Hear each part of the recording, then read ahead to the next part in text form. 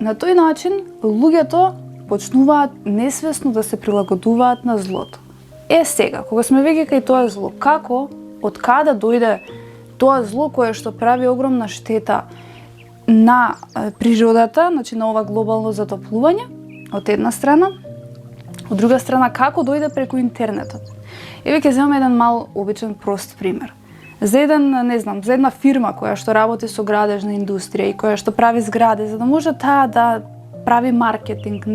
На времето ако беше тоа само преку билборд или преку телевизиска реклама, што дури во тоа време не беше волку развиена таа индустрија како сега, бидејќи сега почнаа да се прават лесни пари со лесни и ефтини материјали на лесен и ефтин маркетинг начин да се промовираат и на тој начин се повеќе луѓе да залажуваат во тој круг.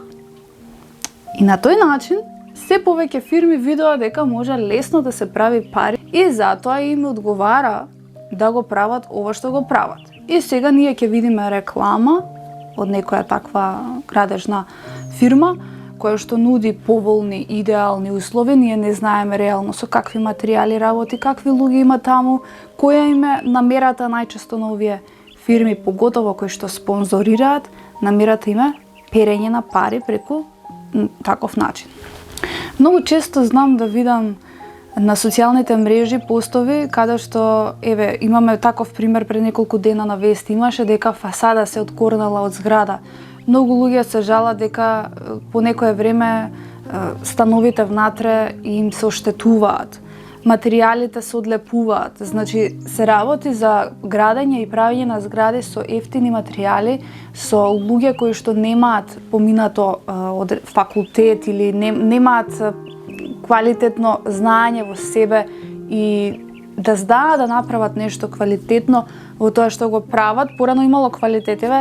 Ми излезе една слика од татко ми пред неколку дена на телефон и гледам, баш ми дојде таа мисла, си велам, столчето на кое седи, ќе ви ја покажам таа слика, си велам, толку креативност, толку бавина има во едно обично столче и си размислувам, си викам, луѓето порано граделе кариери во тие области, можеби, меѓутоа работеле макотрпно, се развивале во тие области, работеле со квалитет. Значи не било само ајде да го направам и да го продадам и да го измаскирам со добар маркетинг и да го шитнам на некој, туку луѓето работеле со квалитет, како и за се друго, како што зборував и во минатото видео за филмовите.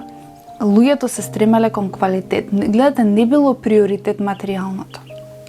Меѓутоа, да се вратиме на темата, што сакам да кажам? Сакам да кажам дека овој момент на интернетот и на се поголемиот маркетинг и на се поголемото инволвирање на таа градежна индустрија придонесува тоа да се шири, луѓето несвесно да го поддржуваат, да наоѓаат поволни услови за живење надвор од својот дом, бегајќи од можеби родителите и најблиските, земаат кредити, што е едно друго зло кое што ги прави зависни целиот живот. Поготово таа зависност индицира друга зависност, односно да влегуваат во фирми и компании кои што ќе ги прават зависни од договори и тие преку тие фирми и работни места да не може да ја најдат собствената среќа, туку да бидат прилагодени на тоа, зацврстени со цел јас да можам кредитот да го отплаќам за станов кој што го купив, кој што впрочем ниту пак вреди толку, ниту пак сме вложиле во нешто што навистина е квалитетно. И од таму, кој ќе го видиме тоа, ние паралелно сме поддржале едно многу поголемо зло.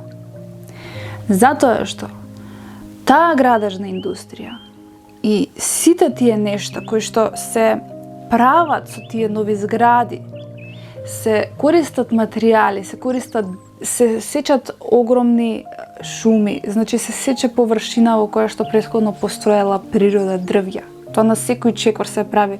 Нема место, нема локација во која што се правела зграда да не бидат исечени дрвјата. Значи секаде се, затоа што тоа е зло.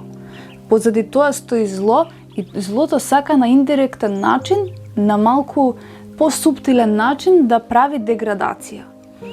Јас имам такво лично искуство, ја ќе ви прикажам слика од пред 2 години како се гледаше природа, зеленило, мир, никој ниту да поминува, ниту ништо. И еве сега, после 2 години, откако се крена нова зграда, каде што се исекува минимум 10 дрвја. 10 огромни стари дрвја, од лешник до вишна, до, како се вика, калинка, крушка, неколку лешници и буквално се уништи таа хармонија, тој мир.